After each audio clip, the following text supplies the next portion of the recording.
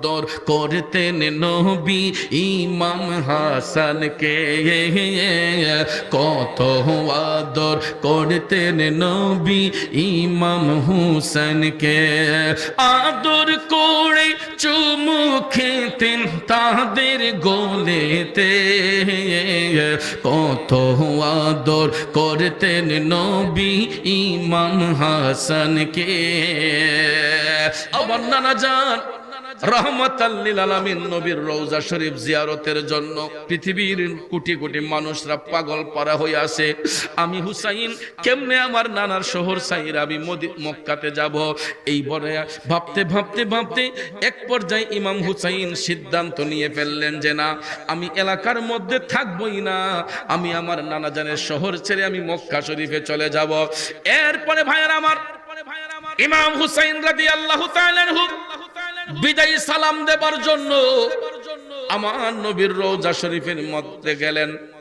রওজা পাকের সামনে দাঁড়াইয়া গো ইমাম হুসাইন টপ টপ করে চোখের পানিগুলা ছাইরা আমার রাসূলের রওজা শরীফের মধ্যে সালাম দিলেন, আসসালাতু ওয়াসসালামু আলাইকা ইয়া রাসূলুল্লাহ। নানা জান, পৃথিবীর লক্ষ লক্ষ মানুষ আপনাকে এক নজর দেখার জন্য, আপনার জিয়ারতের জন্য পাগল পারা হয়ে আসে, আর আমি আপনার নাতি হুসাইন আপনার রিসালতের আদর্শকে অটল রাখার জন্য আপনার শহর মদিনা ছেড়ে আমি মক্কার পানে চলে যাচ্ছে। এই বলে হুসাইন চোখের পানি ছেড়ে কান্দে আমার নবীর রওজা শরীফের মধ্যে সালাম দিয়া ইমাম হুসাইন একবার মক্কার পানে যায় আর একবার মদিনার সবুজ গম্বুজে তাকাইয়া ইমাম হুসাইন টপ টপ করে চোখের পানি ছাইরা কান্দে। কেমনে আমার নানা জানের শহর সাইরা যাই রে, কেমনে আমার নানা জানের শহর সাইরা যাই। ইমাম হুসাইন আমার নবীর সালাম দিয়া মক্কার পানে রওনা হয়ে গেলেন। যাইতে যাইতে যাইতে যাইতে যাইতে ইমাম হুসাইন মক্কা শরীফের মধ্যে গিয়ে উপস্থিত হইলেন। কারণ হেরেম শরীফ এমন একটা নিরাপদ জায়গারে বাজান যেখানে একটা মশা মাছি পর্যন্ত নিরাপদ। ধন কুরার বাবাজিরা, ইমাম হুসাইন এই সুন্দর চিঠিটা লেখা ইমাম মুসলিম বিন আকিলকে এজাজত দিলেন, খেলাফত দিলেন। খেলাফত ছাড়া তো হবে না, এজাজত লাগবে না। কিন্তু আমাদের দেশে এখন এজাজত খেলাফত ছাড়া ওই অনেকে ফিরালি শুরু করে দিচ্ছে। কথা কোন ঠিক না? যেইভাবে ফিরের সংখ্যা বাড়তেছে আমি দেখছি যে মুরিদের চাইতে এখন ফির বেশি দিতেছে। কথাটা ঠিক না? ঠিক। আল্লাহ যেন আমাদেরকে হেদায়েত করে, আমিন কর।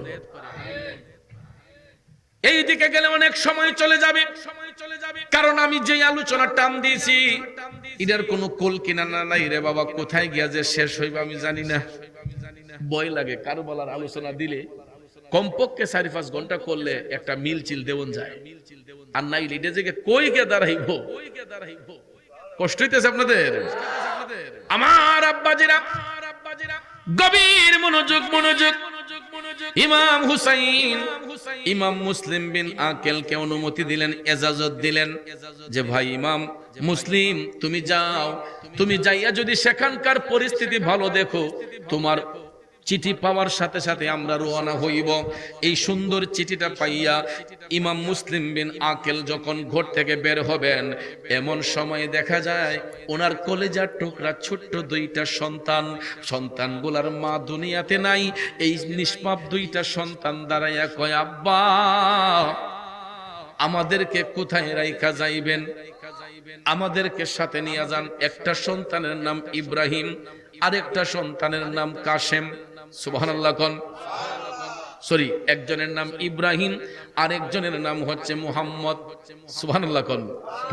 এই 2টা কলেজার টুকরা সন্তান ডাক দিয়া বলতেছে, আব্বা আমাদেরকে সাথে করে নিয়ে যান। তখন ইমাম হুসাইন বললেন, না রে ভাইস্তারা, তোমরা আমার সাথে যাইবা, তোমাদের যাইতে হবে না। ইমাম মুসলিম বিন আকিল তখন বাচ্চাদের গালে মুখে চুম্বন দিয়া বললেন, তোমরা তোমাদের কাকার সাথে আইসো।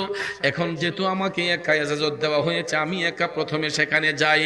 এই বলিয়া সন্তান 2টাকে রাইখা ইমাম মুসলিম বিন আকিল একা একা তিনি কুফার উদ্দেশ্যে রওনা হইলেন।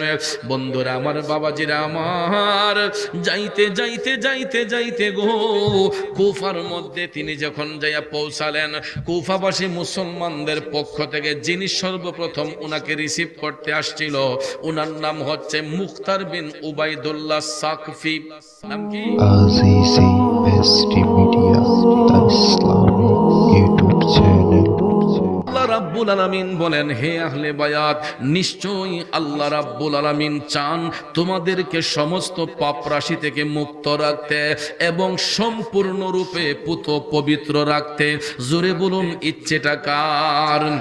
এই জন্য এই আয়াতে পাকের তাফসীর করতে যাইয়া জগৎ বিখ্যাত তাফসীরে রুহুল বায়ান প্রমাণ করেছে, এখানে আল্লাহ রাব্বুল আলামিন আহলে বায়াত দ্বারা কাদেরকে বুঝিয়েছেন, আল্লাহ রাব্বুল আলামিন আহলে বায়াত দ্বারা কাদেরকে বুঝিয়েছেন।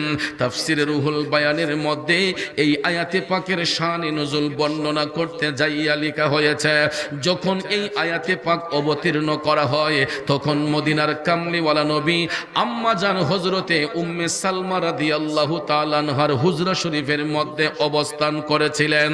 গভীর মনোযোগ আমার বাবাজিরা, মদিনার কামলিওয়ালা নবী, মায়ার নবী, দয়ার নবীর 11 জন বিবি ছিলেন, যাদেরকে বলা হয় উম্মাহাতুল মুমিনিন।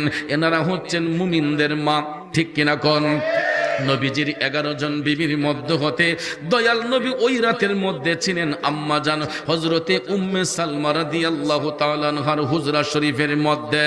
বন্ধুরা আমার, আয়াতে পাকের শান নুজুল বর্ণনা করতে যাইয়া আম্মা জান উম্মে সালমা বর্ণনা করতেছেন, যখন এই আয়াতে পাক অবতীর্ণ করা হয়েছিল, রাসূল সহ 7 জন আমার ঘরের মধ্যে উপস্থিত ছিলেন।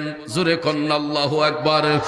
এই 7 জন সম্পর্কে রুহুল বায়ান প্রমাণ করেছে, একজন হচ্ছেন আল্লাহর হাবিব রহমাতাল লিল আলামিন, আরেকজন হচ্ছেন হযরতে ফেরেশতা জিবরাইল আলাইহিস সালাম, আরেকজন হচ্ছে মিকাইল আলাইহিস সালাম, আরেকজন ছিলেন বেলায়েতের বাদশা, যার কাছ থেকে বেলায়েতের আগমন হয়, মুশকিল কুশা শেরে খোদা মাওলানা আলী রাদিয়াল্লাহু তাআলা আনহু।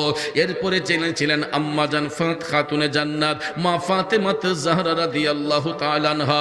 তারপরে যিনি ছিলেন নবীজির কলিজার টুকরা হযরতে ইমাম হাসান রাদিয়াল্লাহু তাআলা আনহু। এরপরে যিনি ছিলেন নবীজির কলিজার টুকরা নাতি হযরতে ইমাম হুসাইন রাদিয়াল্লাহু তাআলা আনহু। এই 7 জন উপস্থিত ছিলেন যখন এই আয়াতে পাক অবতীর্ণ করা হয়। সূরা আহজাবের 33 নম্বর আয়াতে পাকের শেষ অংশ যখন অবতীর্ণ হয়, তখন এই 7 জন আম্মা জান উম্মে সালমা রাদিয়াল্লাহু তাআলা আনহার হুজরা শরীফের মধ্যে ছিলেন। তখন ভাইয়েরা আমার, আম্মা জান উম্মে সালমা রাদিয়াল্লাহু তাআলা আনহা নবীজির কদমের জানতে চাইলেন, ইয়া রাসূলুল্লাহ, নবী গো, কারা আপনার আহলে বায়াত? আমি কি আপনার আহলে বায়াতের অন্তর্ভুক্ত কোন নবী? তখন নবীজি মুস্কি মুস্কি হাসি দিয়ে বললেন, ও আমার প্রাণের উম্মে সালমা, তুমি আমার স্ত্রী, এটা সত্য। আল্লাহ রাব্বুল আলামিন তোমাকে জান্নাতের শুভ সংবাদ দিয়েছেন, এটাও সত্য, কিন্তু তুমি আমার আহলে বায়াতের অন্তর্ভুক্ত না। চিন্তা করে দেখেন আমার বাবাজিরা, যিনি নবীজির সঙ্গে সংসার জীবন করলেন, নবীজির স্ত্রী, মুমিনদের মা আম্মা জান উম্মে সালমা রাদিয়াল্লাহু তাআলা আনহা আমার রাসূলকে প্রশ্ন করলেন, নবী গো, আমি কি আপনার আহলে বায়াতের অন্তর্ভুক্ত নই?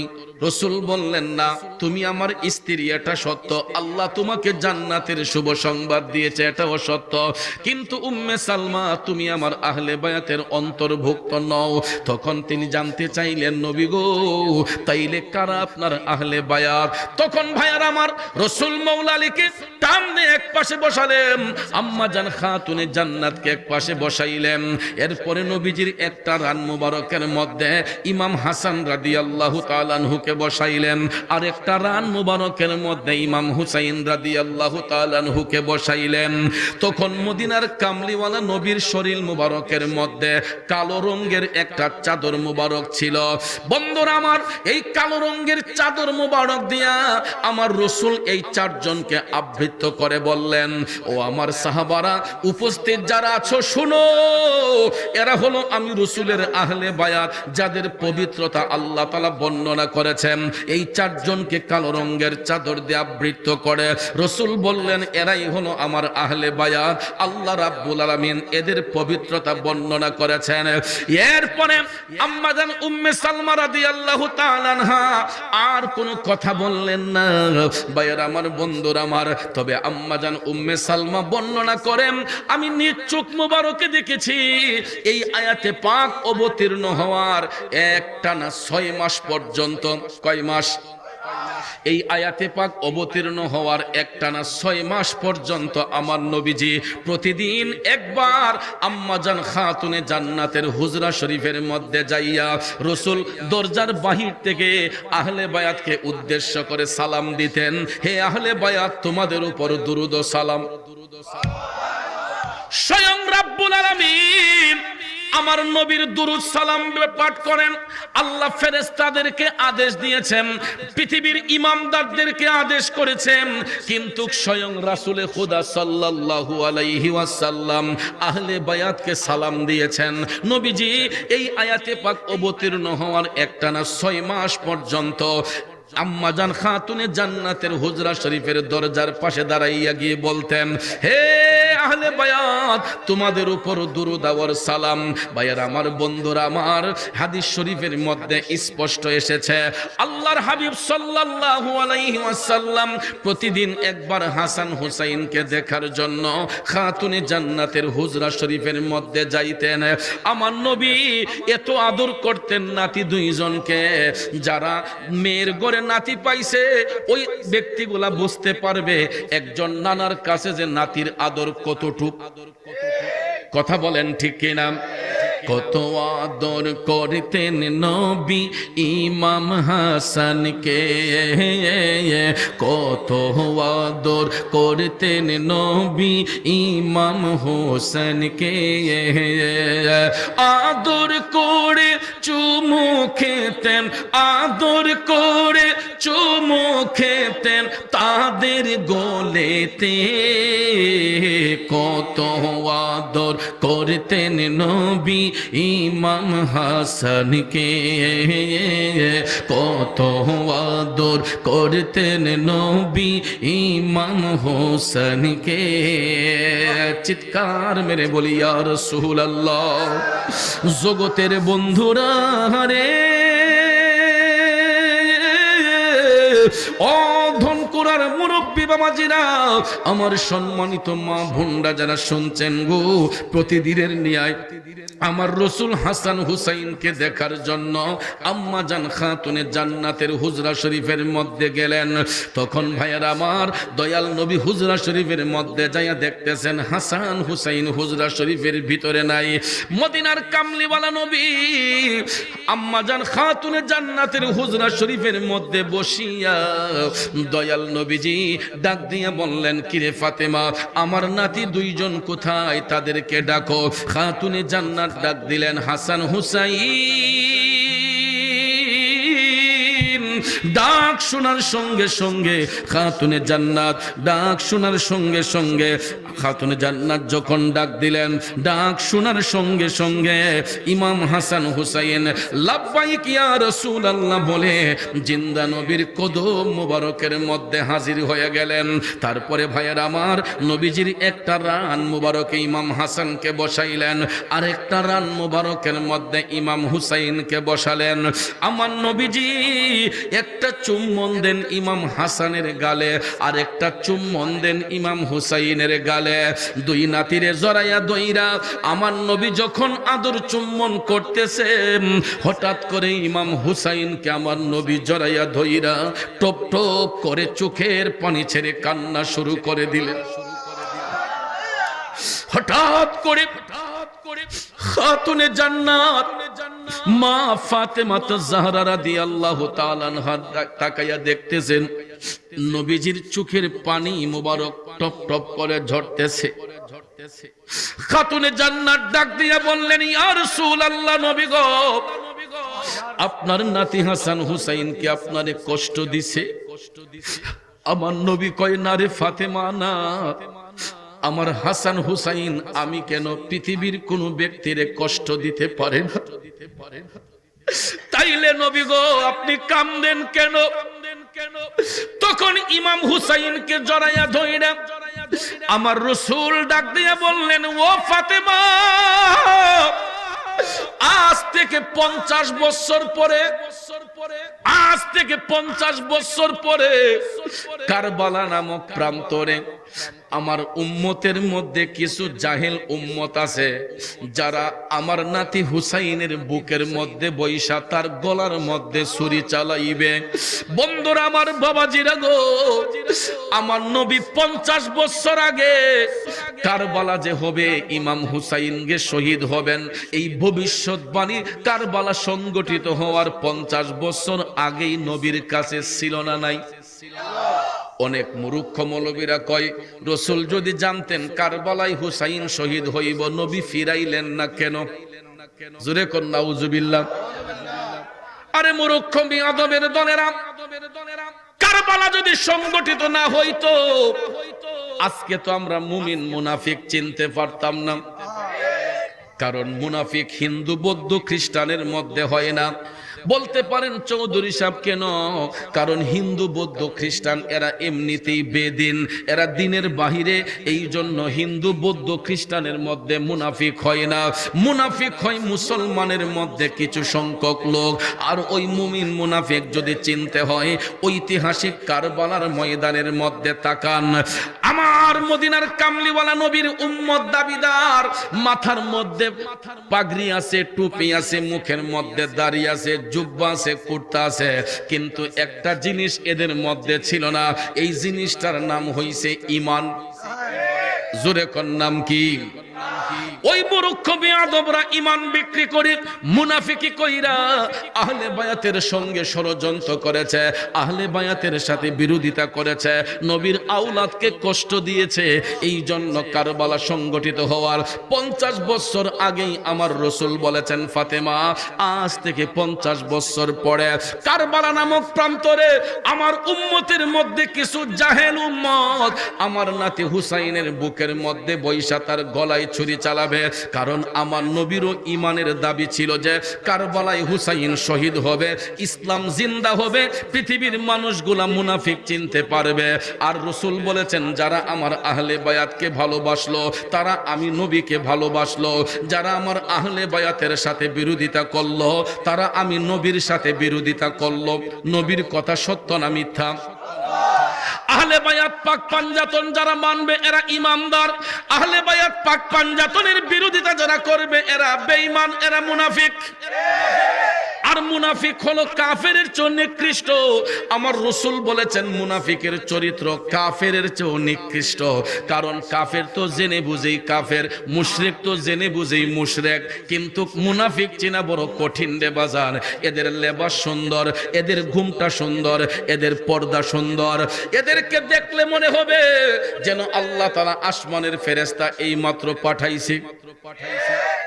সুরত দেখলে, লেবাস দেখলে মনে হবে যেন আসমানের ফেরেশতা আল্লাহ পাঠাইছে। কিন্তু এদের অন্তরের মধ্যে শয়তানি, এদের অন্তরের মধ্যে আহলে বায়াতের ভালোবাসা নাই, নবীর প্রেম নাই, পাক পাঞ্জাতনের প্রেম নাই। যেই কারণে মুনাফিকরা কাফেরের চেয়ে নিকৃষ্ট। কথা বলেন ঠিক কিনা? কারণ ভাইয়েরা আমার, কারবালার ময়দানে ইমাম হুসাইন রাদিয়াল্লাহু তাআলা আনহু শাহাদাত বরণ করেন। কোন হিন্দু গোষ্ঠী না ইমাম হুসাইনের গলায় ছুরি চালাই না, কোন বৌদ্ধ চালাই নাই, কোন খ্রিস্টান চালাই নাই, চালাইছিল কলঙ্কিত মুসলমানরা। এরা ইসলামের শত্রু, এরা ইমানের শত্রু, এরা পৃথিবীর সমস্ত জাতির শত্রু। ওই সমস্ত জাহেলি মুরাক্কাবরা ইমাম হুসাইনের গলার মধ্যে ছুরি চালিয়েছিল।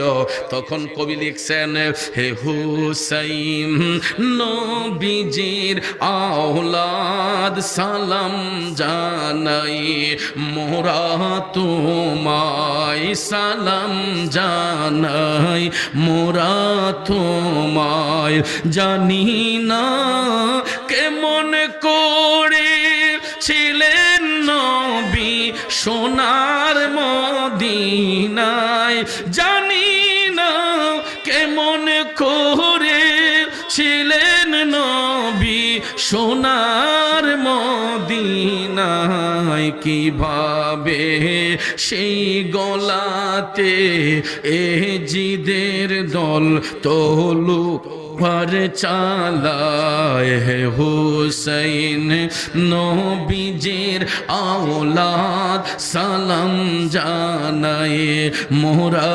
তোমায় সালাম জানায় মোরা তোমায়। খারাপ লাগতেছে বাজান ও বন্ধু বন্ধুরে, আমার রসুল বলেছেন যারা আমার আহলে বায়াতকে ভালোবাসলো এরা আমি রসুলকে ভালোবাসলো, যারা আমার আহলে বায়াতের বিরোধিতা করলো এরা আমি নবীর সাথে বিরোধিতা করলো। তাইলে বলুন নবীর কথা মানা দরকার আছে না নাই? আহলে বায়াত চারটা নাম মুবারকের সমন্বয়ে, একটা নাম হলো হযরতে মাওলা আলী, আরেকটা হলো আম্মাজান খাতুনে জান্নাত, আরেকটা নাম হলো ইমাম হাসান, আরেকটা নাম হলো ইমাম হুসাইন। এই চারটা নাম পবিত্র না অপবিত্র? পবিত্র না অপবিত্র? বন্ধুরা আমার বাবাজিরা, এই চারটা নামের মর্যাদা যদি অন্তরে না রাখেন, এই চারটা নামের মর্যাদা যদি অন্তরে না থাকে, আল্লাহর কোনো বান্দা বান্দি জান্নাতে প্রবেশ করতে পারবে না। কারণ আমার রাসূল বলেছেন আমার আলী হলো ফুলসিরাতের ফুলের জিম্মাদার। সুবহানাল্লাহ। ফুলসিরাত পার না হইয়া আল্লাহর কোনো বান্দা বান্দি কি জান্নাতে যেতে পারবে? চুল হইতে চিকন করছো হীরা হইতে ধার, চুল হইতে চিকন করছো হীরা হইতে ধার, ফুলসিরাটা কেমনে হব পার মৌলা আমি গুনাহগার, বেহিসাবে দিন গেল আমার, বেহিসাবে দিন গেল আমার পাকো পড়ুয়ার, বেহিসাবে দিন গেল আমার। এ ধনকুরার বাবাজিরা গো, ফুলসিরাতের ফুল এটা বাংলাদেশের কোনো পুলের সমান নয়, এটা এশিয়ার কোনো ব্রিজের সমান নয়, পৃথিবীর কোনো লম্বা লম্বা ব্রিজের সমান নয়। বন্ধুরা আমার বাবাজিরা, আমাদের দেশে যতগুলা সেতু আছে, পৃথিবীতে যত সেতু আছে, প্রত্যেকটা সেতুর দৈর্ঘ্য আছে, প্রস্থ আছে, আছে না বাজান? প্রত্যেকটা সেতুর দৈর্ঘ্য আছে, প্রস্থ আছে। ফুলসিরাতের পুলেরও দৈর্ঘ্য আছে, প্রস্থ আছে। ফুলসিরাতের পুলেরও দৈর্ঘ্য আছে, প্রস্থ আছে। হাদিস শরীফে আমার মদিনার কামলিওয়ালা নবী বলেন ফুলসিরাতের পুলের দৈর্ঘ্যটা হবে পাও দিয়া হাইটা গেলে 30,000 বছরের রাস্তা। একবারে কম নাকি? পাও দিয়া হাইটা গেলে 30,000 বছরের রাস্তা হবে ফুলসিরাতের পুলের দৈর্ঘ্য। আর প্রস্থটা হবে চুল হইতে চিকন হীরা হইতে ধার। অনেক ফাঁসনা, অনেক ফাঁসনা, ফাঁসনাটা বেশি, ফাঁসনাটা বেশি। দৈর্ঘ্যটা হলো পাও দিয়া হাইটা গেলে 30,000 বছরের রাস্তা। প্রস্থটা হলো চুল হইতে চিকন হীরা হইতে ধার। বাবাজিরা আমার, আমাদের দেশের সেতুগুলা কোন না কোন ব্রিজের উপর দাঁড়ানো। যেমন ভৈরব ব্রিজটা মেঘনা নদীর উপরে, এই ভৈরব ব্রিজটা পার হইতে গেলে টুল আদায় করতে হয় কিনা? টুল দিতে হয় না? টাকা না দিয়া ব্রিজটা পার হইতে পারবেন? বেশি দূরে নয়, আপনাদের পার্শ্ববর্তী ফান্দাকে যে যাইবেন বলভদ্র ব্রিজটা, ইডা পার হইতে গেলে মুরাকরি বলভদ্র যে ব্রিজটা, ইডা পার হইতে গেল প্রাইভেট কার পার করছি 25 টাকা লাগে। টাকা ছাড়া পার হন যায়? পৃথিবীর লম্বা লম্বা সেতুগুলা পার হতে গেলে টোল আদায় করতে হয়। আমাদের দুনিয়ার ব্রিজগুলা কোনো না কোনো নদীর উপর, কোনো না কোনো খালের উপর, কোনো না কোনো ডোবার উপর আমাদের ব্রিজগুলা আমরা দাঁড় করাই। আমাদের দেশের ব্রিজগুলা পানির উপর দাঁড় করানো হয়। ফুলসিরাতের পুল কিন্তু বাজান কোনো পানির উপর দাঁড় করানো হয় নাই। ফুলসিরাতের পুলের নিচে কোনো পানি থাকবে না, কোনো সমুদ্রের পানি থাকবে না, কোনো খালের পানি থাকবে না, কোনো বিলের পানি থাকবে না রে আব্বা। ফুলসিরাতের পুলের নিচে থাকবে জাহান্নামের জ্বলন্ত আগুন।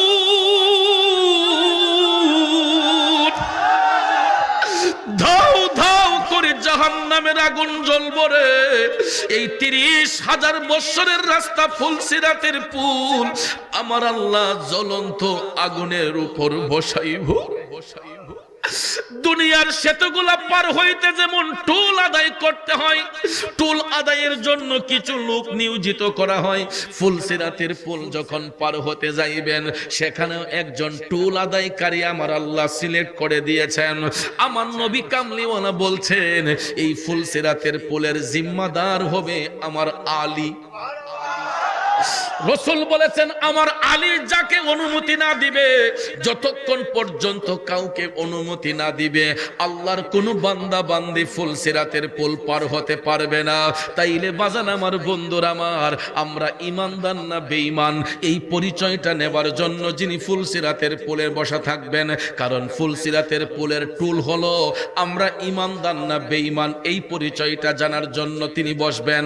ফুলসিরাতের পুলের টুল কোনো টাকা পয়সা নয়, কোনো ধন দৌলত নয়। ফুলসিরাতের পুলের টুল হলো আমরা ঈমানদার না বেঈমান ওই জিনিসটা যিনি জানার জন্য বসে থাকবেন উনি হচ্ছেন বেলায়েতের বাদশা শেরে খুদা হযরতে মাওলানা আলী।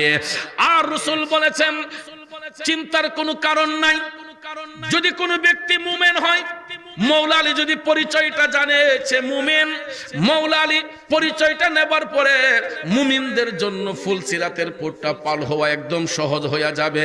যদিও পাও দিয়া হাইটা গেলে 30,000 বছরের রাস্তা, মুমিন ব্যক্তিরা যখন ওই ব্রিজের মধ্যে কদম রাখবে আমার রাসূল বলেছেন মুমিন ব্যক্তিরা যাদের অন্তরে আহলে বায়াতের প্রেম আছে, পাক পাঞ্জাতনের প্রেম আছে, এরা চোখের পলকেই ফুলসিরাত পার হইয়া যাবে।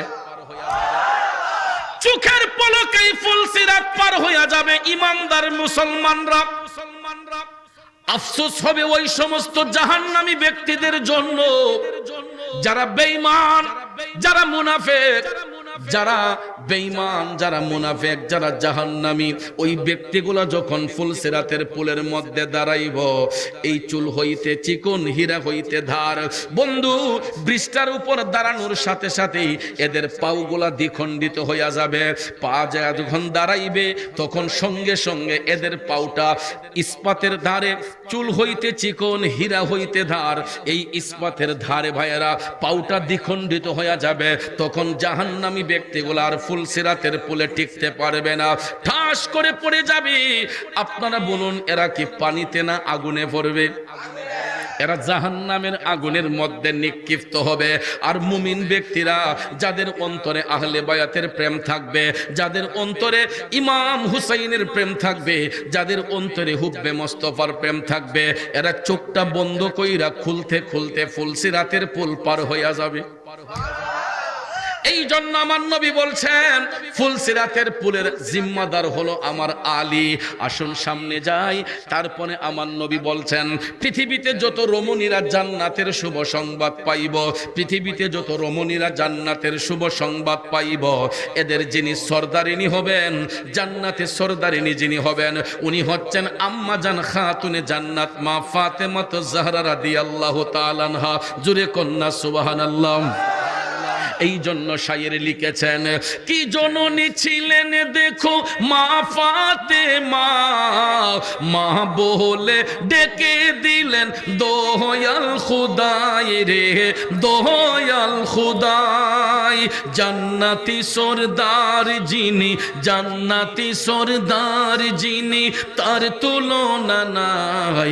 মায়ের কদমের নিচে জান্নাত দিলেন খুদাই। আমার মায়ের মতো আপন জন, মায়ের মতো আপন জন ত্রিভুবনে নাই। মায়ের কদমের নিচে জান্নাত দিলেন খোদায়। খারাপ লাগতেছে বাবাজিরা, পৃথিবীর মধ্যে যত রমণীরা জান্নাতের শুভ সংবাদ পাবে গো, আমার রাসূল বলেছেন এদের সরদারিনী হবে আম্মা জান খাতুনে জান্নাত মা ফাতেমাতুজ জাহরা রাদিয়াল্লাহু তাআলা আনহা। এরপরে আমার রাসূল বলেছেন পৃথিবীতে যত পুরুষরা জান্নাতের শুভ সংবাদ পাইব, পৃথিবীতে যত পুরুষরা জান্নাতের শুভ সংবাদ পাইব, এই যুবকদের সর্দার যিনি হবেন, জান্নাতীদের সর্দার যিনি হবেন, এরা হচ্ছে আমার নাতি হাসান এবং হুসাইন। তারা দুইজন হচ্ছেন জান্নাতি যুবকদের সর্দার। এই জন্য দেখবেন গ্রামে গঞ্জে কিছু ফুলাফান আছে, এরা প্রায় সময় একটু মস্কারা করে কয় যে বুড়া বেড়া ব্যস্ত যাইতো না। কইনি কইনি কইনি অনেক সময় দেখবেন কয় বৃদ্ধ মানুষ বেহেশতে যাবে না। আসলেই তো বাজান কথা সত্য। ফুলাফান্ডি বুঝ যাকুক না বুঝ যাকুক, বৃদ্ধ লোক বেহেশতে যাবে না। মুরব্বী কষ্ট পেয়েছে বাপ রে, সকালবেলা তো কইবেন কই থেকে বক্তা আনছো, আমরা বুড়ো হয়েছি দিকে আমরা ব্যস্ত যাইতাম না। বাবাজিরা আমার, রাগ করবেন না, গুসা নিয়েন না বাজানো। বৃদ্ধ লোক বেহেশতে যাবে না যদি আমার নবীর কথা সত্য হয়, কারণ রাসূল বলেছেন এখানে বয়সের কোনো ফ্যাক্টর না। বয়স যদি আপনার 60, 70, 80, 100, 150 এর চাইতে ওভার হইয়া যায়, আমার নবী বলছেন ওই ব্যক্তিটা যদি দিনদার হয়, মুত্তাকি হয়, আমার আল্লাহ যখন তাকে জান্নাতের মধ্যে প্রবেশ করাইবে তখন হাসান হুসাইনের মতো জুয়ান বানাইয়া আমার আল্লাহ এই 150 বছরের বৃদ্ধকেও সেই দিন জুয়ান বানাইয়া জান্নাতের মধ্যে প্রবেশ করাইবে। কারণ জান্নাতি যারা হবে এরা কোনো পাওয়ারলেস মানুষ না, কোন দোজবঙ্গ মানুষ আল্লাহ জান্নাতে পাঠাইবে না। হাসান হুসাইনের মতো যুবক হইয়া আমার আল্লাহ তাদেরকে জান্নাতের মধ্যে প্রবেশ করাবে। সুবহানাল্লাহ বলবেন না? এই জন্য মুরব্বী বড় কষ্ট নিবেন না। দাড়ি পেকে গেছে, সমস্যা কি? মন তো আর বৃদ্ধ হয় নাই, মন তো আর পাকে নাই রে আব্বা। যদি ইমানটা শুদ্ধ হয়, আকীদাটা মজবুত হয়, ইমান যার শুদ্ধ, আকীদা যার মজবুত, আমার রাসূল বলেছেন ওই ব্যক্তি যদি দিনদার, মুত্তাকি, ইমানদার হয়, বয়সের কোনো ফ্যাক্টর না। রাসূল বলেছেন আমার নাতি হাসান হুসাইনের মতো যুবক হইয়া জান্নাতের মধ্যে প্রবেশ করবে। কারণ জান্নাতি যুবকদের সরদার ইমাম হাসান এবং হুসাইন। এটা আমার মুখে নয়, প্রতিদিন জুমার আলোচনায়, প্রতি সপ্তাহে জুমার আলোচনায় দ্বিতীয় খুতবা যখন পাঠ করা হয়, যেই কোনো ঘরানার আলেম বলেন, দেখবেন সানি খুতবার মধ্যে এই হাদিসটা একদম কমন। আল হাসান ওয়াল হুসাইন সাইয়্যিদা শাবাবি আহলিল জান্নাহ। কথা কোন ঠিক না ঠিক? আমার রাসূল বলেছেন আমার নাতি হাসান হুসাইন জান্নাতি যুবকদের সরদার। ভাইয়ার আমার, বন্ধুরা আমার, তাইলে এই আহলে বায়াতের ভালোবাসা অন্তরে রাখা দরকার আসেনি? রাখলে কি লাভ হবে না লস হবে? লাভ হবে না লস হবে? যারা রেখেছে তারা লাভ অর্জন করেছে, যারা রাখে নাই এরা পথভ্রষ্ট হয়েছে। কারণ বাজান আমার, বন্ধুরা আমার, আপনারা দেখবেন ইতিহাস গাইটা দেখেন, ইসলাম কায়েম হওয়ার পর থেকে এ যাবৎ পর্যন্ত যারা পাক পাঞ্জাতনকে ভালোবাসে, যারা নবীর আদর্শকে ধরে রাখছে, আমার নবীর কথার মধ্যে যারা সম্মান দিয়েছেন, এরা দুনিয়া ছেড়ে যাবার পরে এদের মাজার হয়েছে, এদের খানকা হয়েছে, দরবার হয়েছে। ঠিক না ঠিক? আর যারা দুশ্মনী করেছে, আবু জেহেল বলেন, আবু লাহাব বলেন, ইয়াজিদ বলেন, এরপরে যত নিকৃষ্ট ব্যক্তিগুলা বেঈমান মুনাফিকরা মারা গেলে এদের কোনো মাজার হয়? অস্তিত্ব আছে? তাদের কোনো নাম নিশানাই নাই। আর যারা রিসালাতের আদর্শে আদর্শিত হয়, এরা যদি দুনিয়া ছেড়ে চলেও যায়, তাদের নাম ইতিহাসের পাতায় অমর হইয়া থাকে। কথা বলেন ঠিক কিনা? ইমাম হুসাইন রাদিয়াল্লাহু তাআলা আনহুর মাজার শরীফ আছে, ইমাম হাসান রাদিয়াল্লাহু তাআলা আনহুর মাজার শরীফ আছে। এখনো পৃথিবীর লক্ষ কোটি কোটি মানুষ তাদের জিয়ারতে যায়। কিন্তু ইয়াজিদের কবরের কোনো অস্তিত্ব আছে? ইবনে জিয়াদের কবরের অস্তিত্ব আছে? হাওলা বিন ইয়াজিদের কবরের অস্তিত্ব আছে? নুমান বিন বশিরের কবরের অস্তিত্ব আছে? কারণ এদের নাম নিশানা পর্যন্ত অনেকের কাছে নাই। কিন্তু হাসান হুসাইন নামটা শুনলেই অনেক মানুষ বসা থেকে দাঁড়ায়া যায়। কথা বলেন ঠিক কিনা? কারণ কত আদর করতেন নবী ইমাম হাসানকে, কত আদর করতেন নবী ইমাম হুসাইনকে। আদর করে চুমু খেতেন তাদের গোলেতে, কত আদর করতেন নবী ইমাম হাসানকে। বন্ধুরা আমার বাবাজিরা, যেই নবী হাসান হুসাইনের কষ্ট সহ্য করতেন না, যেই নবী হাসান হুসাইনের মর্যাদা এতভাবে নবী দিয়েছেন, ওই নবীর আদর্শকে যারা অমান্য করেছে, ওই নবীর আওলাদকে যারা কষ্ট দিয়েছে, কশিন কালো এরা জান্নাতি হতে পারে না। কথা বলেন ঠিক না বিঠিক?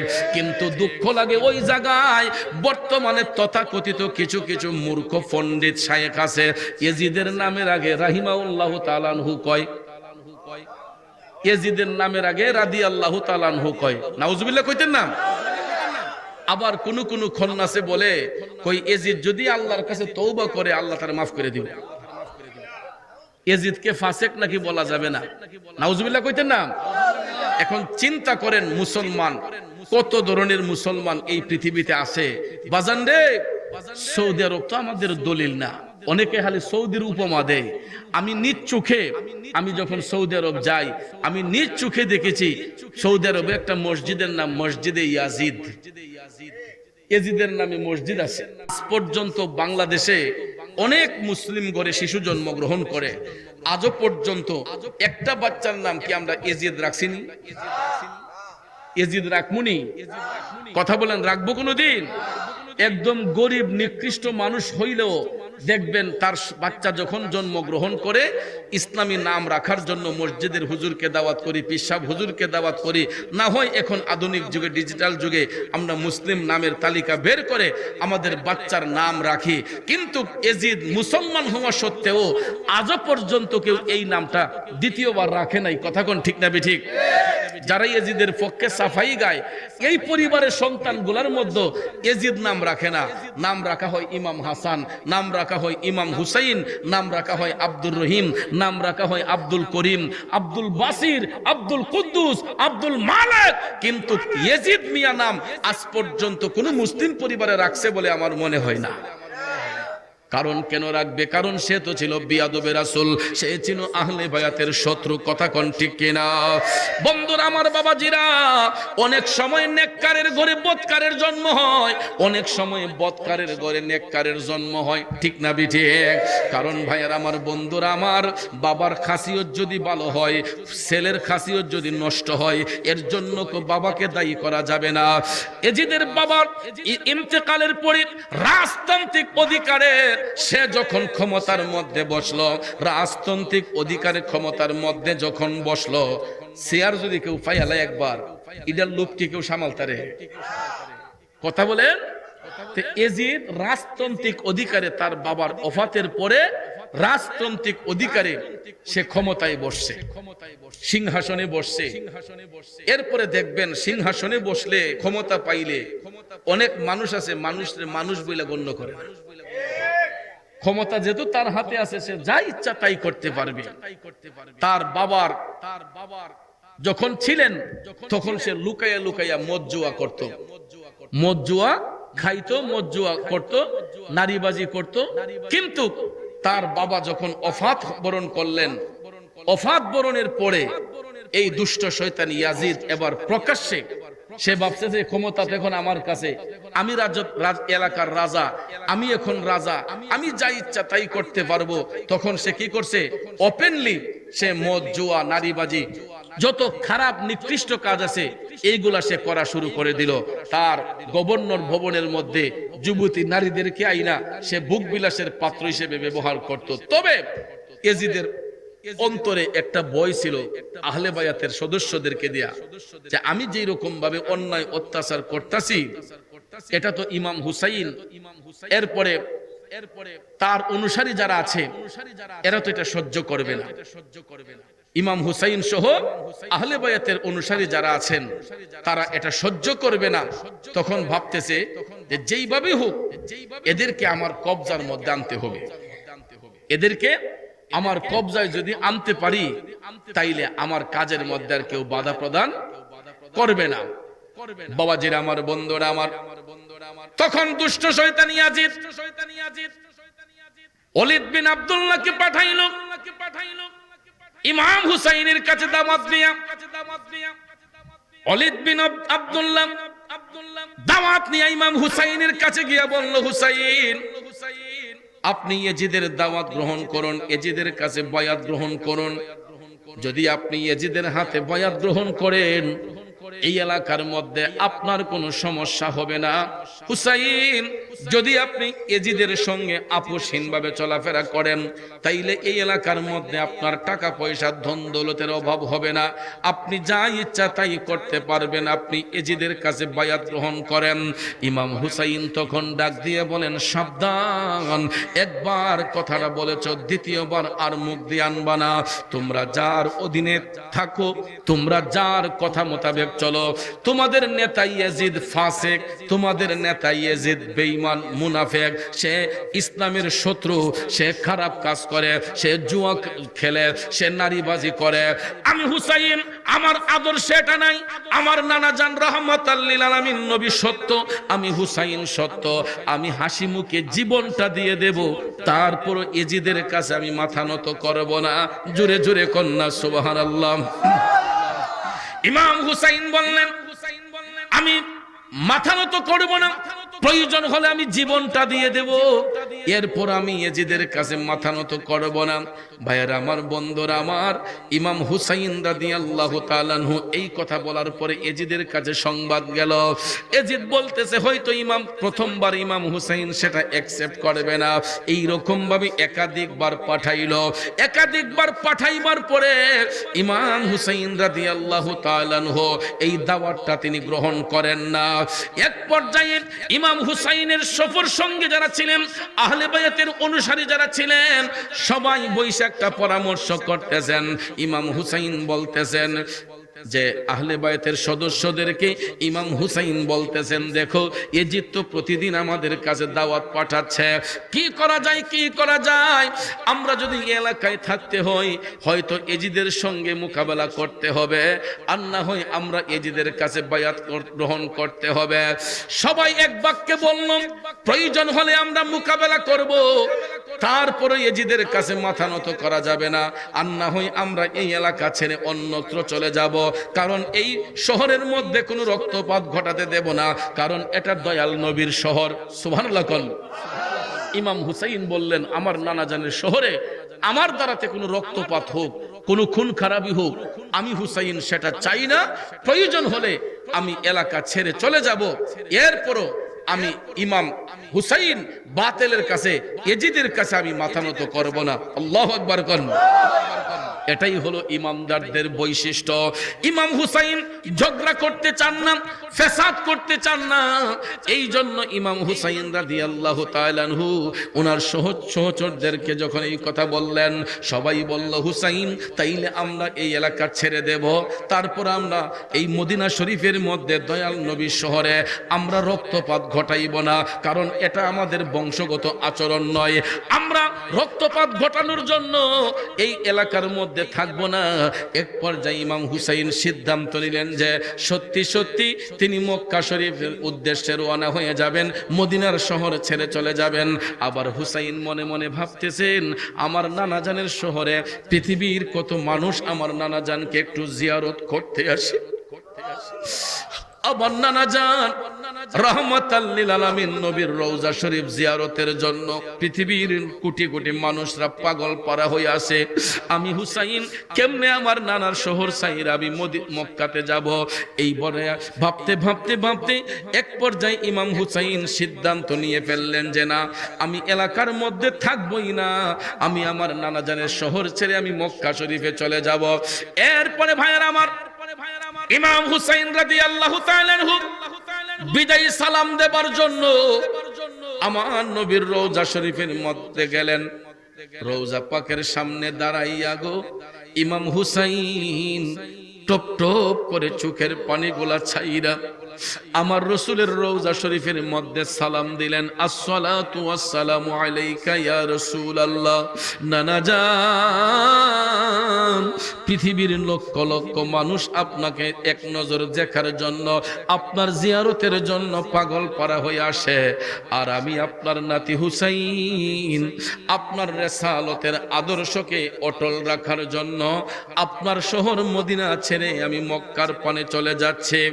এই বলে হুসাইন চোখের পানি ছেড়ে কান্দে, আমার নবীর রওজা শরীফের মধ্যে সালাম দিয়া ইমাম হুসাইন একবার মক্কার পানে যায় আর একবার মদিনার সবুজ গম্বুজে তাকাইয়া ইমাম হুসাইন টপ টপ করে চোখের পানি ছাইরা কান্দে। কেমনে আমার নানা জানের শহর সাইরা যাই রে, কেমনে আমার নানা জানের শহর সাইরা যাই। ইমাম হুসাইন আমার নবীর সালাম দিয়া মক্কার পানে রওনা হয়ে গেলেন। যাইতে যাইতে যাইতে যাইতে যাইতে ইমাম হুসাইন মক্কা শরীফের মধ্যে গিয়া উপস্থিত হইলেন। কারণ হেরেম শরীফ এমন একটা নিরাপদ জায়গারে বাজান যেখানে একটা মশা মাছি পর্যন্ত নিরাপদ। হেরেমের ভিতরে মশা মারাও নিষেধ, কারণ হেরেমের ভিতরে ঢুইকা আপনি একটা মশাও মারতে পারবেন না। যদি আপনি ইহরাম অবস্থায় একটা মশাও মারেন আপনার ইহরাম নষ্ট হয়ে যাবে। এই জন্য ভাইয়ের আমার, আল্লাহর পবিত্র খানে কাবা হেরেম শরীফ এটা নিরাপদ জায়গা, এখানে একটা পিপিলিকা পর্যন্ত নিরাপদ। এই জন্য ইমাম হুসাইন রাদিয়াল্লাহু তাআলা আনহু নিরাপদে যাওয়ার জন্য উনি আহলে বায়াতের সকল সদস্যদেরকে নিয়ে ৮৩ জন সদস্য ছিল ইমাম হুসাইনের কাফেলায়। এই ৮৩ জন সদস্য নিয়ে ইমাম হুসাইন মক্কা শরীফের মধ্যে চলে গেলেন। বলুন, হুসাইনের কি যুদ্ধ করার কোনো ইচ্ছে ছিল? তাইলে যুদ্ধ করে কারা দেখেন? যখন ইমাম হুসাইন মক্কা শরীফের মধ্যে চলে গেলেন, ইমাম হুসাইন একদিকে যাচ্ছেন, অপর দিকে কিতাব প্রমাণ করে আমার নবী আল্লাহর কাছে অ্যাপ্লিকেশন করেছিলেন, আল্লাহুম্মা আতিল হুসাইনা সবরা ওয়া আজরা, আল্লাহ আমার হুসাইনকে সবর এবং ধৈর্য দান করো।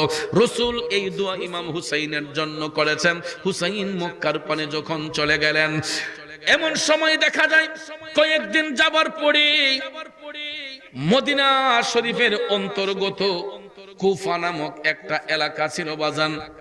মদিনার অন্তর্বর্তী কুফা নামক একটা জায়গা, 2 মঞ্জিল দূরত্বে কুফা নামক একটা জায়গা। এই কুফা নামক জায়গার মুসলমানরা ইমাম হুসাইনকে অনেক ভালোবাসা দেখাইছিল। যখন ইমাম হুসাইন চলে গেলেন, এই কুফাবাসী মুসলমানরা একটার পর একটা চিঠি লিখতে শুরু করলো। খারাপ লাগতেছে? কারণ বাজান, কারবালার মাসে কারবালার কথা বললে মনটা নরম থাকে। সময়ের কথা সময়ে বললে মজা লাগে, কিন্তু কুলাবান্ডি কয় না হুজুর এডি করণ লাগবো। কষ্ট হইতেছে আপনাদের? গভীর মনোযোগ। কুফাবাসী মুসলমানরা একটার পর একটা চিঠি লিখতে শুরু করলাম।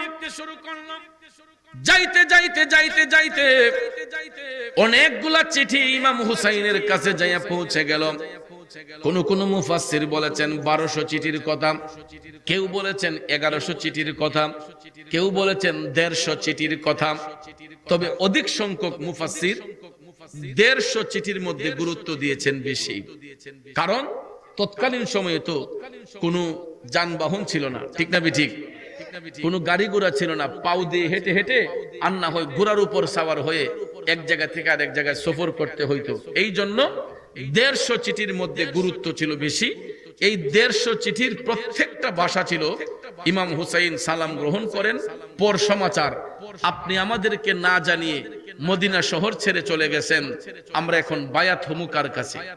কুফার মুসলমানরা এরা এত সুন্দরভাবে মিষ্টি মিষ্টি কথা লিখে চিঠির মধ্যে লেখলো যে যদি আপনি আমাদের কাছে না আসেন আমরা তো বাধ্য হইয়া এজিদের কাছে বায়াত হতে হবে, আর যদি আমাদের চিঠি পাওয়া সত্ত্বেও আপনি না আসেন হাসরের ময়দানে আমরা নবীজির কাছে সাক্ষী দেব যে আমরা ইমাম হুসাইনকে চিঠি দেওয়ার পরেও উনি আমাদের কাছে আসে নাই। প্রত্যেকটা চিঠি পড়ে ইমাম হুসাইন আহলে বায়াতের সকল সদস্যদেরকে ডাক দিলেন। সবাই যখন আসলো, ইমাম হুসাইন বললেন, এই আমার সদস্যরা, কুফার মুসলমানরা একের পর এক চিঠি পাঠাচ্ছে। ইতিমধ্যে 150 চিঠি আইসা আমাদের কাছে জমা হয়েছে। প্রত্যেকটা চিঠির ভাষা হলো এরা আমাদেরকে চায় আমরা যেন পুনরায় কুফার মধ্যে চলে যাই, এরা বায়াত গ্রহণ করতে চায়, না হলে এরা এজিদের কাছে বায়াত হয়ে যাবে। এই বলে যখন পরামর্শ করতেছেন তখন আহলে বায়াতের সদস্যরা যারা উল্লেখযোগ্য ব্যক্তি, সাহেব সর্দার যারা, এরা বলতেছে যে ইমাম হুসাইন একটা কাজ করি, যেহেতু আমরা চলে আসছি, একসাথে সবাই যাওয়া ঠিক হবে না, আগে আমাদের পক্ষ থেকে একজন প্রতিনিধি সেখানে পাঠাই। একজন প্রতিনিধি পাঠাইয়া উনি যাবার পরে যদি সেখানকার অবস্থা ভালো হয়, তারপরে আমরা সবাই মিলে যাব। আগে যদি উনি পরিস্থিতি ভালো দেখে তারপরে আমরা যাব। বলেন তো এখানে যুদ্ধের কোনো কথা আছে? ইমাম হুসাইন তখন ডাক দিয়ে বললেন, কাকে পাঠানো যায়? এমন সময় দেখা যায় ইমাম হুসাইনের চাচাতো ভাই, ওনার নাম হচ্ছে হযরতে ইমাম মুসলিম বিন আকিল রাদিয়াল্লাহু তাআলা আনহু। উনি দাঁড়াইয়া বলতেছেন, ভাইজান আমি যাওয়ার জন্য প্রস্তুত, আমি যাবার জন্য প্রস্তুত। তখন ইমাম হুসাইন বললেন, ঠিক আছে তুমি তৈরি হয়ে নাও। ইমাম হুসাইন এই কথা যখন বললেন, ইমাম মুসলিম বিন আকিল পরের দিন যখন তৈয়ার হলেন, তখন ভাইয়ের আমার ইমাম হুসাইন কুফাবাসী মুসলমান বরাবর চিঠি লিখলেন যে, কুফার ভাইয়েরা সালাম গ্রহণ করুন। পরশবাচার আমি আমার চাচাতো ভাই ইমাম মুসলিম বিন আকিলকে এজাজত দিয়ে, খেলাফত দিয়ে আপনাদের কাছে আমি পাঠাইলাম। আপনারা আমার ভাইয়ের কাছে বায়াত গ্রহণ করবেন। আর আমার ভাই যদি আপনাদের পক্ষ হতে পুনরায় আমার কাছে চিঠি লিখে, আমি ইমাম মুসলিম বিন আকিলের চিঠি পাইয়া আমি সবাইকে নিয়ে আপনাদের মধ্যে চলে আসব। বলুন তো এখানে যুদ্ধের কোনো কথা আছে? মারামারির কোনো কথা আছে? তাইলে যুদ্ধ করলো কারা? ধন কুরার বাবাজিরা। ইমাম হুসাইন এই সুন্দর চিঠিটা লেখা ইমাম মুসলিম বিন আকিলকে এজাজত দিলেন, খেলাফত দিলেন। খেলাফত ছাড়া তো হবে না, এজাজত লাগবে না। কিন্তু আমাদের দেশে এখন এজাজত খেলাফত ছাড়া ওই অনেকে ফিরালি শুরু করে দিচ্ছে। কথা কোন ঠিক না? যেইভাবে ফিরের সংখ্যা বাড়তেছে, আমি দেখছি যে মুরিদের চাইতে এখন ফির বেশি দিতেছে। কথাটা ঠিক না? ঠিক। আল্লাহ যেন আমাদেরকে হেদায়েত করে, আমিন কর।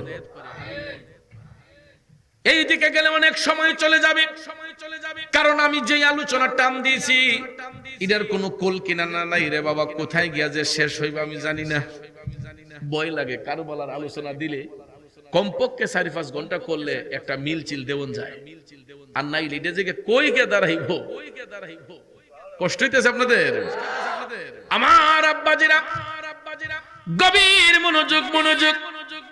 ইমাম হুসাইন ইমাম মুসলিম বিন আকিলকে অনুমতি দিলেন, এজাজত দিলেন যে ভাই ইমাম মুসলিম তুমি যাও, তুমি যাইয়া যদি সেখানকার পরিস্থিতি ভালো দেখো, তোমার চিঠি পাওয়ার সাথে সাথে আমরা রওনা হইব। এই সুন্দর চিঠিটা পাইয়া ইমাম মুসলিম বিন আকিল যখন ঘর থেকে বের হবেন, এমন সময় দেখা যায় ওনার কলেজার টুকরা ছোট্ট 2টা সন্তান, সন্তানগুলার মা দুনিয়াতে নাই। এই নিষ্পাপ 2টা সন্তান দাঁড়াইয়া কয়, আব্বা আমাদেরকে কোথায় রাইখা যাইবেন? আমাদেরকে সাথে নিয়ে যান। একটা সন্তানের নাম ইব্রাহিম, আরেকটা সন্তানের নাম কাসেম। সুবহানাল্লাহ কোন? সরি, একজনের নাম ইব্রাহিম আর একজনের নাম হচ্ছে মুহাম্মদ। সুবহানাল্লাহ কোন? এই 2টা কলেজার টুকরা সন্তান ডাক দিয়া বলতেছে, আব্বা আমাদেরকে সাথে করে নিয়ে যান। তখন ইমাম হুসাইন বললেন, না রে ভাইস্তারা, তোমরা আমার সাথে যাইবা, তোমাদের যাইতে হবে না। ইমাম মুসলিম বিন আকিল তখন বাচ্চাদের গালে মুখে চুম্বন দিয়া বললেন, তোমরা তোমাদের কাকার সাথে আইসো। এখন যেহেতু আমাকে একা ইজাজত দেওয়া হয়েছে, আমি একা প্রথমে সেখানে যাই। এই বলিয়া সন্তান 2টাকে রাইখা ইমাম মুসলিম বিন আকিল একা একা তিনি কুফার উদ্দেশ্যে রওনা হইলেন। বন্ধুরা আমার, বাবাজিরা আমার, যাইতে যাইতে যাইতে যাইতে গো কুফার মধ্যে তিনি যখন যাইয়া পৌঁছালেন, কুফাবাসী মুসলমানদের পক্ষ থেকে যিনি সর্বপ্রথম উনাকে রিসিভ করতে আসছিল, উনার নাম হচ্ছে মুখতার বিন উবাইদুল্লাহ সাকফি। নাম কি? কুফাবাসীর পক্ষ থেকে সর্বপ্রথম যিনি রিসিভ করতে আসছিলেন তার নাম হচ্ছে মুখতার বিন উবাইদুল্লাহ সাকফি। মুখতার বিন উবাইদুল্লাহ সাকফি ইমাম হুসাইন ইমাম মুসলিম বিন আকিলকে রিসিভ করে তার ঘরের মধ্যে যখন নিয়ে গেলেন, চতুর্দিকে সংবাদ ছড়ে গেল যে নবী ইমাম হুসাইনের ভাই, ইমাম হুসাইনের চাচাতো ভাই ইমাম মুসলিম বিন আকেল আসছে এই নবীর আওলাদকে দেখার জন্য। কুফার মুসলমানদের মধ্যে এমন একটা আনন্দ উল্লাস শুরু হয়ে গেছে, দেখা যায় দলের দল লোক আসতেছে ইমাম মুসলিম বিন আকেলকে একটা নজর দেখার জন্য। এরা যখন জানতে পারলো তিনি খেলাফত প্রাপ্ত, উনাকে এজাজত দেওয়া হয়েছে, তখন 2 জন 4 জন করে বায়াত হইতে শুরু করলো।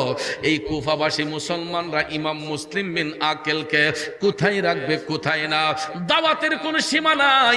এই মুরিদের ঘরে ওই মুরিদের ঘরে, কারণ মুরিদ যদি বেশি হয় পীর সাহেবের দাওয়াতের কোনো কমতি আছে? দেখা যায় এরা এত আদর এত যত্ন করতেছে। ইমাম মুসলিম বিন আকেল খুশি হইয়া সঙ্গে সঙ্গে ইমাম হুসাইন বরাবর চিঠি লিখছেন যে ভাইজান সালাম গ্রহণ করুন, পর সমাচার যে কুফার মুসলমানরা যে আমাদেরকে এত ভালোবাসে আমি জানতাম না। ইতিমধ্যে 40,000 লোক আমি মুসলিম বিন আকেলের কাছে বায়াত গ্রহণ করছে। কতজন? এই বলিয়া ইমাম মুসলিম বিন আকেল বলতেছেন ভাইজান ইতিমধ্যে 40,000 লোক আমাদের অনুকূলে আমার কাছে বায়াত গ্রহণ করেছে। আপনি চিঠি পাওয়ার সাথে সাথে কাল বিলম্ব না করে আপনি তড়িৎ গতিতে চলে আসবেন। এই বলিয়া তিনি চিঠিও পাঠাইছেন। ওই দিকে ভাইয়ার আমার তৎকালীন সময়ে ওই এলাকার গভর্নর ছিল নুমান বিন বশির। নাম ছিল কি? নুমান বিন বশির ছিল ইয়াজিদের প্রতিনিধি। এই এলাকার গভর্নর, কুফা এলাকার গভর্নর ছিল, এমপির দায়িত্বে ছিল এই নুমান বিন বশির। সে কোনো পদক্ষেপ নেয় নাই। 40,000 লোক যখন বায়াত নিছে, এবার আর কি পাওয়ারটা কম। তখন ভাইয়ের আমার এজিদের কয়েকটা চেলা যাইয়া এজিদের কাছে গিয়া সংবাদ দিছে, কইছে আপনি যে সিংহাসন লইয়া বইয়া রইছেন ওইদিকে কুফাতে 40,000 লোক আপনার বিরুদ্ধে চইলা গিয়া ইমাম মুসলিম বিন আকেলের কাছে বায়াত গ্রহণ করছে। এজিদ বসা ছিল, দাঁড়াই গেছে কৌকুই আছে। নুমান বিন বশির কয় এবারটা কিছু করতে হতো না। সঙ্গে সঙ্গে তাকে সাসপেন্ড করা হলো।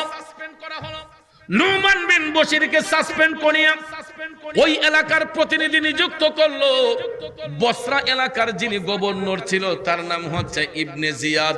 ওই ইবনে জিয়াদকে 2 জায়গার দায়িত্ব দিল। যেমন অন্তর্বর্তীকালীন সরকারের সময় মন্ত্রণালয়ে দায়িত্ব যখন দেওয়া হয়েছে, একজন 3-4টা মন্ত্রণালয়ে দায়িত্ব দেওয়া হয়েছে। কথা কোন ঠিক না? কারণ লোকের অভাব। এই জন্য ভাইয়ার আমার উপদেষ্টাদের মধ্য থেকে এক একজনকে দেখা যায় কয়েকটা মন্ত্রণালয়ের দায়িত্ব দেওয়া হয়েছে। হয়েছে না বাবাজিরা আমার? ইবনে জিয়াদকে বসরার গভর্নর একই সঙ্গে কুফার গভর্নর নিযুক্ত করলো। এই ইবনে জিয়াদ যখন কুফার গভর্নর নিযুক্ত হইছে, দুষ্ট লোকের মিষ্টি কথা রে বাজান, দুষ্ট লোকের মিষ্টি মিষ্টি কথা। এই ইবনে জিয়াদ প্রথমে আইসা চিন্তা করলো যে 40,000 লোকরে আমি একা কেমনে অ্যাটাক করব, এমনিতে তাদেরকে কাবু করা যাবে না।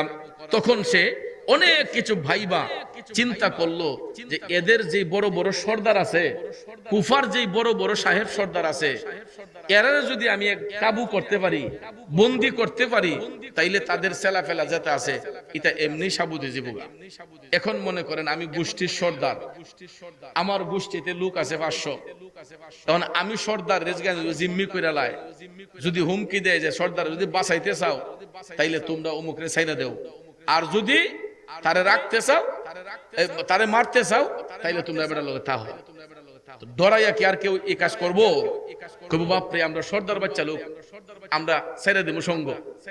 তো ঠিক এই রকম ভাবে ইবনে জিয়াদ তার এমপি শালার মধ্যে কুফার যত বড় বড় গভর্নর ছিলেন, বড় বড় দায়িত্বে ছিলেন, সর্দার ছিলেন, এদেরকে দাওয়াত কইরা তার এমপি শালার মধ্যে নিয়া গভর্নর ববরে নিয়া ওইদিকে ইশারা করছে, কয় এরার যখন নজরবন্দি করবা তখন তো কুফার মধ্যে সংবাদ ছড়ে যাবে, এদের চেলাপেলারা আসবে, আসলে পরে তোমরা এই সর্দারদের বুকের মধ্যে তীর ধইরা রাখবা, যদি একজন নড়াচড়া করে বলবা যে কলিজা ঝাঁঝরা করে দেব। জোরে কোন না নাউজুবিল্লাহ। আমার বাবাজিরা বন্ধুরা গভীর মনোযোগ মনোযোগ সত্যি সত্যি সাহেব সর্দার যারা ছিলেন সবাইকে যখন দাওয়াত করে ইবনে জিয়াদ নিয়ে গেল, নেওয়ার পরে বাজান এদেরকে খাবার দাবার খাওয়াইয়া ঘরের ছাদের মধ্যে নিয়ে গেল।